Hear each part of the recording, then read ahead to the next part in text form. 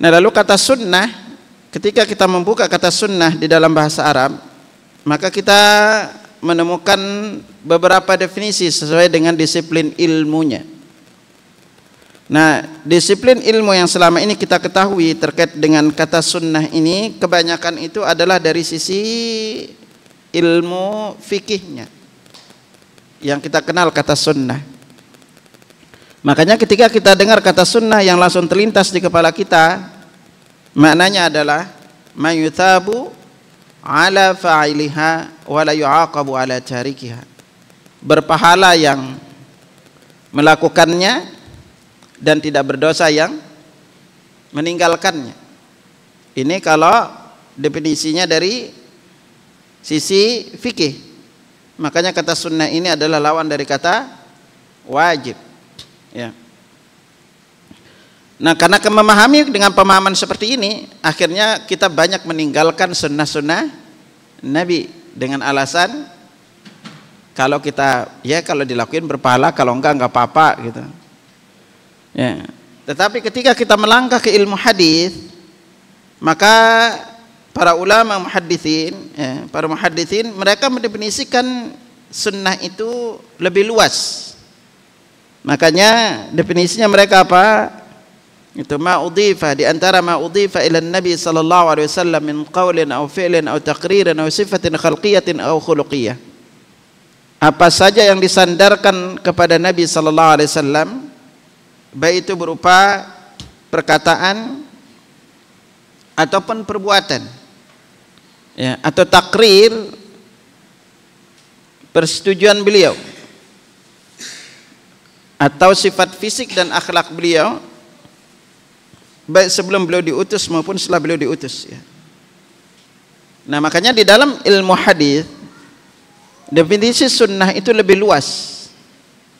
Makanya secara umum kalau di ilmu hadis, maka definisi sunnah itu adalah ajaran Islam itu sendiri. Makanya sering kita mengatakan sesuai dengan Al-Quran dan sunnah, atau sesuai dengan Al-Quran dan hadis. Makanya Imam Al-Barbahari dalam kitab beliau Syarh Sunnah, beliau berkata, al-Islamu huwa sunnatu was sunnatu hiyal Islam. Islam itu adalah sunnah dan sunnah itu adalah Islam.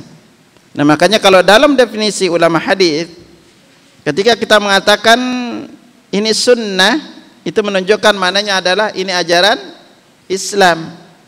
Kalau kita mengatakan ini bukan sunnah, berarti ini bukan ajaran Islam.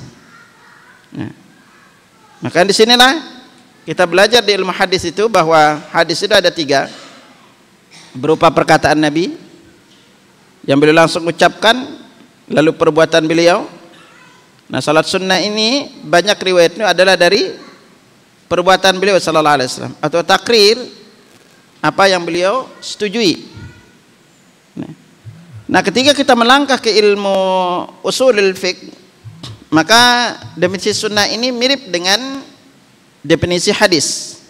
Ulama usulul fiqh mengatakan manukila 'anil nabi sallallahu alaihi wasallam min qaulin aw fi'lin aw taqririn mimma yasluhu an yakuna dalilan li hukmin syar'i. Apa saja yang dinukil dari Nabi sallallahu alaihi wasallam, baik itu berupa perkataan, perbuatan atau takrir, persetujuan beliau yang bisa dijadikan sebagai dalil syar'i. Ini kalau kita melangkah ke usul fikih.